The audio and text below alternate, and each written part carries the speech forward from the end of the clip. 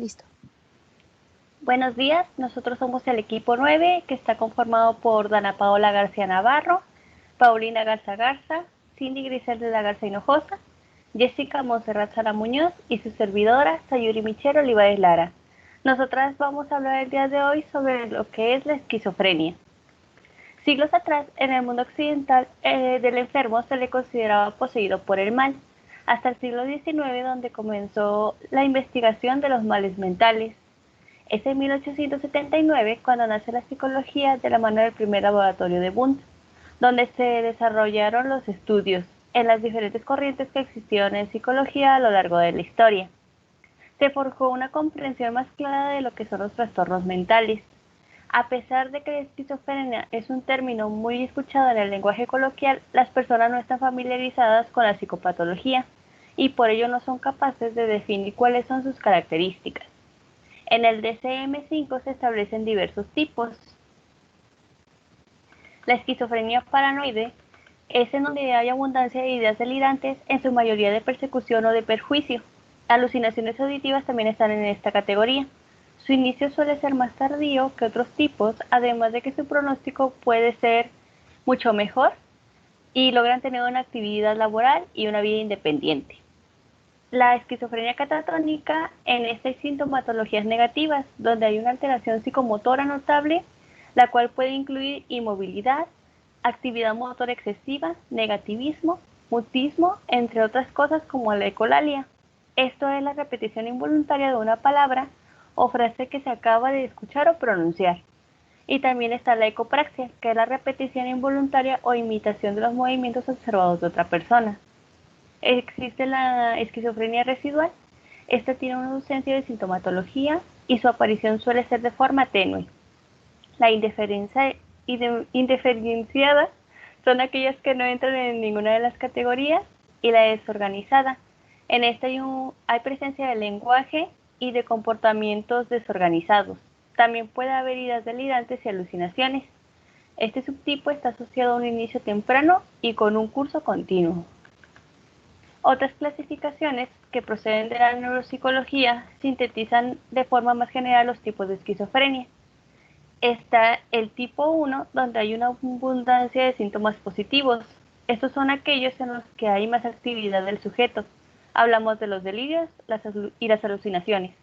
La causa se establece con una hiperactividad dopaminérgica en las regiones subcorticales. Tenemos el tipo 2, donde hay sintomatología negativa, misma que abarca planeamiento efectivo, poca actividad y son síntomas más tranquilos. La causa se establece por un descenso de la actividad dopaminérgica en las regiones prefrontales, la cual es encargada de la regulación del sujeto. Del mismo modo, interfiere con el tamaño ventricular y un menor tamaño cerebral. Ahora hablaremos sobre los factores que desencadenan esta enfermedad como la esquizofrenia. La edad de inicio. La edad de inicio regularmente es una edad de adultez temprana de entre los 25 y los 35 años.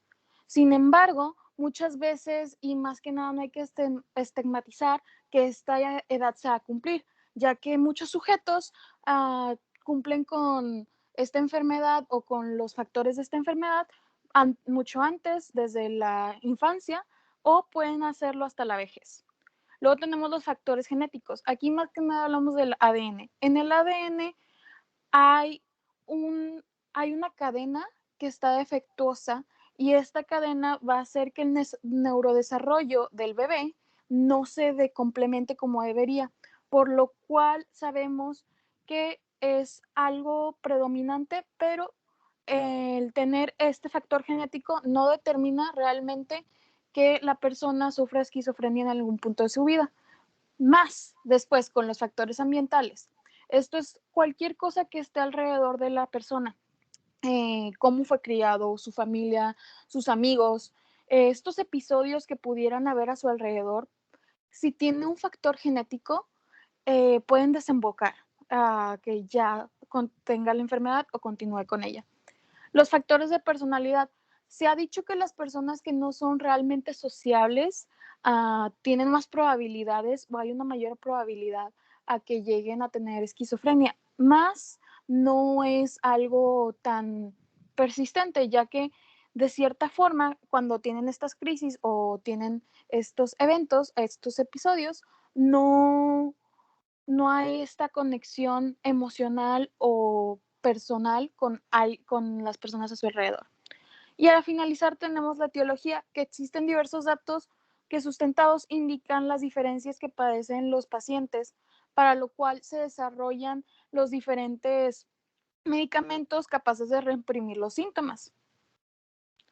Para esto, ahora seguimos con neurotransmisión y circuitos en la enfermedad. Esto va más del lado neuropsicológico y neurológico de la enfermedad. Tenemos primero la hipótesis de la dopamina. Esta hipótesis sostiene que los síntomas de la esquizofrenia se deben a un exceso de dopamina o a una elevada sensibilidad en los neurotransmisores cerebrales. Carson y Ludwig hacen esta teoría y esta hipótesis ya que se demuestra que la dopamina, estando en el lado prefrontal del cerebro, al haber estado en un nivel que no debería ser el ideal, se inhibe y no hay una respuesta como lo debería de haber. Luego tenemos la hipótesis de la glutamatérgica. Esta es que los mecanismos propuestos para explicar la medición de glutamato en la esquizofrenia encuentran un soporte en las neurotoxinas, que estas hacen que los neurotransmisores dejen de funcionar de la manera ideal y o la interacción que tienen con la dopamina no sea la ideal. Para esto hay que ser honestos, todos tenemos neurotoxinas. Aquí el problema es que las neurotoxinas no tienen estas comunicaciones correctas o llevan más o menos, podemos decir, energía a estas áreas del cerebro, por lo cual no va a tener la función que debería de tener. De esto sigue la hipótesis de la serotonina. En esta hipótesis se implica que la esquizofrenia tiene su papel en el neurodesarrollo de la persona y esta interacción con el sistema de la dopamina y los efectos que tiene con la serotonina, ambas juntas, en la corteza prefrontal a través de los receptores causan la enfermedad.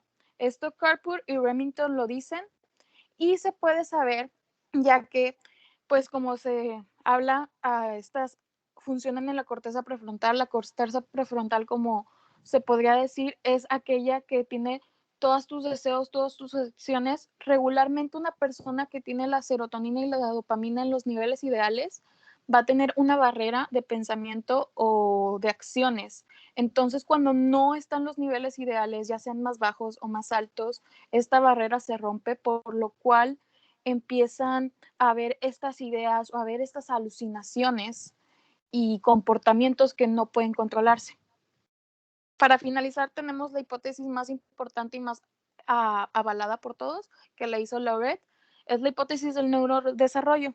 Aquí se postula que al menos una gran parte de los pacientes con esquizofrenia tienen el trastorno como un resultado de una alteración producida durante el periodo de neurodesarrollo y el origen y este origen puede ser ya de base genético o ambiental, o puede ser una combinación de los dos.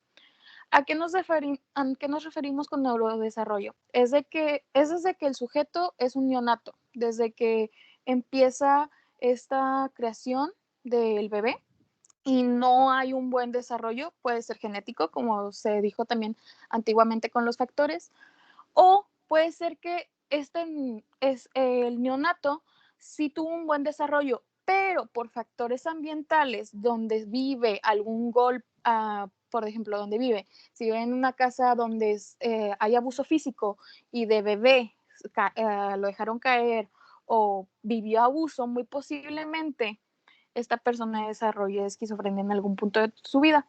También, si tienen el factor genético y hay una causa ambiental, como sería esta del abuso familiar, muy posiblemente hay mayores probabilidades de que se active el factor genético para desencadenar la enfermedad después en la vida de la persona. Para esto tenemos esta siguiente tabla que nos dice más o menos cuánto es el riesgo de tener esquizofrenia en una evaluación de 0 a 60 personas dependiendo, por ejemplo, tenemos que lo más bajo es la población general, solo una de 60 personas podría tener esquizofrenia, pero cuando van empezando ¿cómo se dice? El parentesco entre ya sea primos, tíos, sobrinos, hijos, padres, va aumentando esta probabilidad hasta que llegamos a algo muy, muy interesante, que es los gemelos monocigotos, que casualmente solo uno de ellos tiene la probabilidad de desarrollar la esquizofrenia, más esta probabilidad se ve mucho mayor incrementada por el hecho de que el ADN, al estar en esta forma neonata, se está dividiendo y puede haber una descompensación, por así decirlo. En cuanto a los síntomas, podemos dividirlos en tres categorías. En primer lugar están los síntomas positivos, conocidos de esta manera porque son comportamientos adicionales que generalmente no suelen verse en personas sanas. Estos pueden ir y venir o estabilizarse con el tiempo. Depende mucho de cada paciente. En algunos casos también puede volverse grave o no notarse en lo absoluto. En este grupo están las alucinaciones, que es percibir cosas como visiones, sonidos u olores creados por la mente que en realidad no existen. Delirios es el estado mental que causa confusión, desorientación y no poder pensar o recordar con claridad. Suele comenzar de repente, a menudo de manera temporal, siendo tratable. El trastorno del pensamiento, este se da cuando una persona tiene formas extrañas o ilógicas de pensar, suele tener problemas para la organización de ideas, suele dejar de hablar en medio de un pensamiento o inventar palabras sin sentido. Y por último, el trastorno de movimiento es cuando una persona exhibe movimientos corporales anormales. Entre estos puede sufrir estereotipias, que es la repetición de movimientos una y otra vez, o de catatonias, que es cuando deja de moverse o hablar por algún tiempo. Después pasamos a los síntomas negativos. Estos se refieren a la abstinencia social, la dificultad para mostrar emociones o a problemas para funcionar normalmente. Suele confundirse con otros padecimientos como la depresión. Estos pacientes pueden requerir ayuda para poder llevar a cabo tareas diarias como hablar, y también tienen otras características como hablar con voz apagada, falta de expresión facial, dificultad para sentir felicidad, problemas para planificar y mantener una actividad, y suelen hablar muy poco con otras personas. También tenemos los síntomas cognitivos. Estos no son fáciles de ver, ya que usualmente son síntomas que se tienden a detectar después de realizar unas pruebas específicas. Estos se pueden dificultar mucho la vida de la persona con esquizofrenia. Entre los síntomas incluyen dificultad de procesar la información en la toma de decisiones y los problemas para usar la información inmediatamente después de aprenderla, al igual que la dificultad para prestar atención. Después de esto tenemos los trastornos cognitivos en la esquizofrenia. Aquí se va a declarar que la memoria declarativa verbal, a lo que se refiere a la capacidad de aprender, recordar lo que se está hablando, lo que se está diciendo, como lo dijo antes mi compañera, se ve perdida completamente durante las crisis y parcialmente ya estando fuera de una crisis o al empezarla. Esto es algo que más o menos la concierne. Luego tenemos las funciones ejecutivas, la capacidad de iniciar, planear, controlar o motorizar las conductas, la ven completamente perdida. Ellos no son capaces de controlar la manera en la que se están moviendo o lo que están haciendo durante estas crisis, o ya sean de la misma enfermedad o ya sean unas crisis nerviosas por lo mismo. Luego seguimos con la memoria de trabajo o la capacidad de mantener transitoriamente el material mental en un estado activado o accesible. Esto se ve completamente perdido también, ya que todo, por así decirlo, está en la parte prefrontal del cerebro. Entonces, durante una crisis, realmente lo que pasa es hay tanta actividad o hay tan poca actividad, dependiendo de cómo se haya dicho que esta esquizofrenia es, y esta persona ya no puede hacer dos cosas a la vez, o habla o hace algo, o grita o va a golpear algo, no puede hacer las dos cosas a la vez, y si lo hace es algo muy raro, y saliendo de este estado va a estar muy cansada la persona como para hacer más actividades. La capacidad de mantener el nivel de alerta durante varios minutos, esta la tienen muy bien activada. Necesitan, más que nada es, por ejemplo, cuando están alucinando, muchas veces está alucinación de persecución, entonces tienen muy activada esta vigilia porque es de vida o muerte para ellos y así lo entiende el cerebro y así se siente. Entonces es algo que es muy importante saber.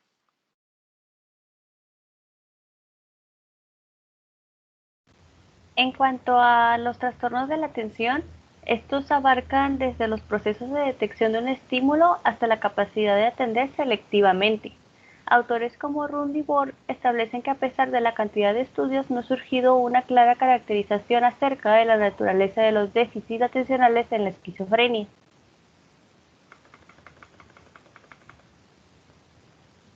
En 1984, Nestle y Dawson jerarquizaron ciertos déficits en el procesamiento temprano de la información. Entre otros factores de vulnerabilidad al estrés se destacan el déficit en la atención sostenida en tareas con alta carga de procesamiento, el déficit atencional ante estímulos auditivos distractores y el déficit de mantener la disposición para realizar una tarea. Ellos postularon que estos trastornos podrían ser indicadores duraderos de vulnerabilidad para las recaídas psicóticas. Después de esto tenemos los factores pronósticos que determinan o influyen en la evolución de los pacientes con esquizofrenia. Ya pueden ser individuales, ambientales o clínicos, dependiendo. Tenemos primero el ajuste promórbido del paciente. La palabra promórbido significa antes de enfermedad. Entonces es ayudar al paciente a este ajuste de antes y después de tener la enfermedad o de que se le haya diagnosticado la enfermedad. Es cómo va a tener esta nueva convivencia, cómo va a tomarse sus medicamentos, cómo va a estar teniendo esta nueva realidad de su vida. El sexo del paciente también es un factor muy importante, ya que no va a ser lo mismo nunca que a un hombre o una mujer tengan la misma enfermedad. Un ejemplo aquí sería, ya que las mujeres con esquizofrenia desafortunadamente se ven muchas veces con la duda o con esta situación de quieren embarazarse o quieren tener un hijo y no lo pueden tener o no deberían de tenerlo porque el medicamento que se les da a las personas con esquizofrenia no es para embarazadas, causaría un aborto. Entonces, este tipo de riesgos o este tipo de realidades no la sufriría un hombre. Luego tenemos también el estado civil y el apoyo sociofamiliar del paciente. Esto es muy importante. Si el paciente no cuenta con este apoyo, regularmente se busca apoyo ya sea no de familiares, sino de amigos, de personas que sean cercanas a él. Porque si no hay ninguna persona cercana, desafortunadamente no hay nadie que durante alguna crisis o durante algún periodo donde esta persona no se vea posible de llevar a cabo decisiones, tome decisiones por él. La historia familiar también es demasiado importante, ya que dijimos que uno de los factores de los que podía ocasionar la esquizofrenia era el ambiente. El ambiente familiar y la historia familiar es importante para diagnosticar y saber qué es realmente lo que está pasando, cómo mejorar este ambiente para que la persona con la enfermedad se vaya desarrollando de una buena manera y no tenga una recaída o no maneje altas dosis de medicamento. Asimismo, sabemos que las alteraciones de las neuroestructuras también son consideradas por algunas personas, ya que realmente todo lo que se sabe sobre la esquizofrenia es que cuando una persona está durante una crisis o un ataque, tiene altos niveles de dopamina y de serotonina, por lo cual se considera que las alteraciones en el cerebro son importantes para esto. Como ya mencionó antes mi compañera, la familia es una de las esferas más importantes para el paciente con esquizofrenia, ya que en realidad los impulsan a mejorar mucho o también a soportar más sus recaídas. Pero también tenemos que darnos cuenta de que ellos también requieren un apoyo psicológico. Estas personas pasan por las etapas habituales de alguien que enfrenta una pérdida: el impacto, la negación, la depresión, la ira, la aceptación y la afirmación. El duelo suele cronificarse, al inicio es menos intenso, pero con el tiempo va en aumento. La vergüenza suele ser frecuente, lo cual lleva en muchas ocasiones al aislamiento social, porque en esta enfermedad no ocurre como con las enfermedades crónicas, a las cuales suelen recibir más apoyo y solidaridad de las personas que los rodean. También existen los sentimientos de culpa y autorreproches, los cuales son frecuentes al inicio de la enfermedad, y también las fluctuaciones en la sintomatología, ya que a veces pueden provocar esperanzas seguidas de un sentimiento de haber fracasado, ya que el paciente suele mejorar, pero en eso va en picada, a veces vuelven a tener una recaída y las personas a su alrededor suelen angustiarse por ello.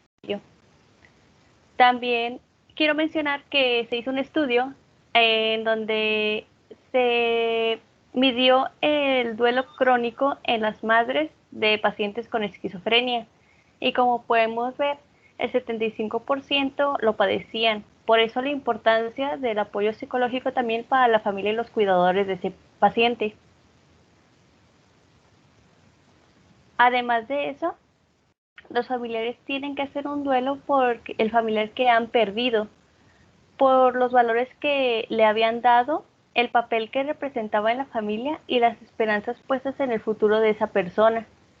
El duelo tiene características que se han denominado una pérdida ambigua, en donde tienen que pasar por un proceso de aceptación, de expresar sentimientos tanto abiertos como latentes y acomodarse a la pérdida estableciendo otras formas distintas de relacionarse con la persona enferma para que todas esas esperanzas que tú tenías en la persona que se volvió ahora con esta enfermedad, en realidad no es que no sea capaz, sino que empiezas un momento de adaptarte al nuevo ahora para que todos puedan salir adelante como familia.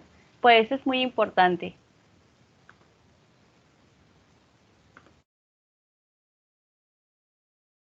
Asimismo, para concluir un poco este ya tema, tenemos el tratamiento.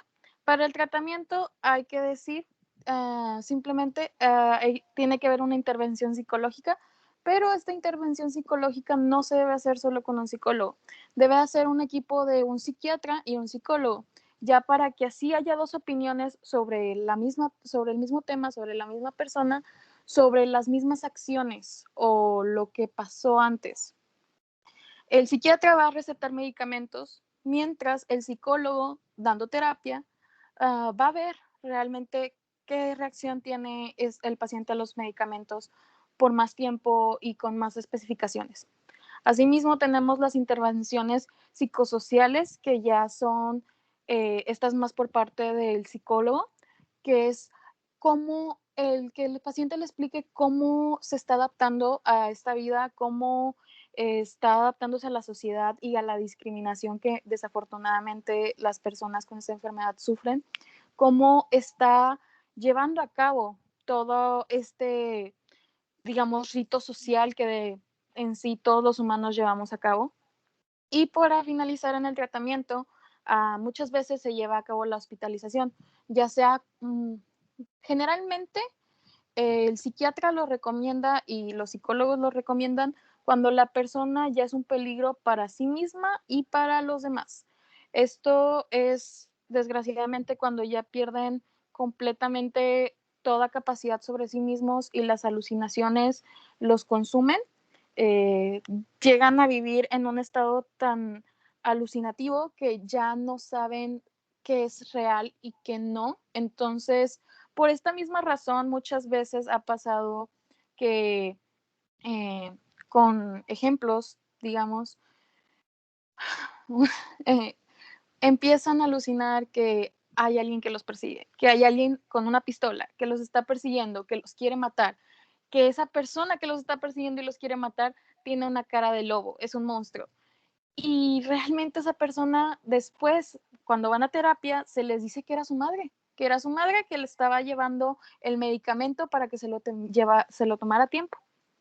Desafortunadamente, cuando no se cumplen las dosis de los medicamentos en tiempo y forma o que se da la dosis errónea, hay este tipo de casos donde en lugar de ayudar al tratamiento, se empeora, pero honestamente no se puede culpar a nadie, ya que es prueba y error. No hay ciencia cierta en esta enfermedad, no hay dosis correctas. Lo que para unos es correcto, para otros no. Efectos secundarios de los medicamentos hay muchos y es algo muy importante de recordar. Asimismo que no muchas veces se dice que la esquizofrenia es causada por las drogas como la marihuana, el LSD, pero la realidad es que también los medicamentos son drogas. Entonces, muchas veces puede ser provocado por algún otro medicamento que había tomado en su vida para controlar otra enfermedad y causó este efecto secundario. Entonces, les pedimos como conclusión, como equipo, tener un poco más de consideración, ser más empáticos hacia este tema. No es algo fácil, es una enfermedad demasiado complicada, con demasiadas variables, sin modo de controlarse realmente, que lo único que queda es desearle lo mejor a la persona que está viviendo esta etapa de su vida y a su familia muy posiblemente, y hacerlo mejor como nosotros próximos psicólogos para darles el mejor tratamiento y la mejor disposición para que tengan una buena calidad de vida. En caso de que quieran ver un poco más del contenido, hay una liga en YouTube que se les puso al final de la diapositiva. En esta liga hay un video muy conciso, más corto de lo que nosotros explicamos, pero con unos dibujos que especifican un poco más sobre lo que les estamos diciendo de la enfermedad. Y eso sería todo por hoy. Muchas gracias por estar aquí y por su atención.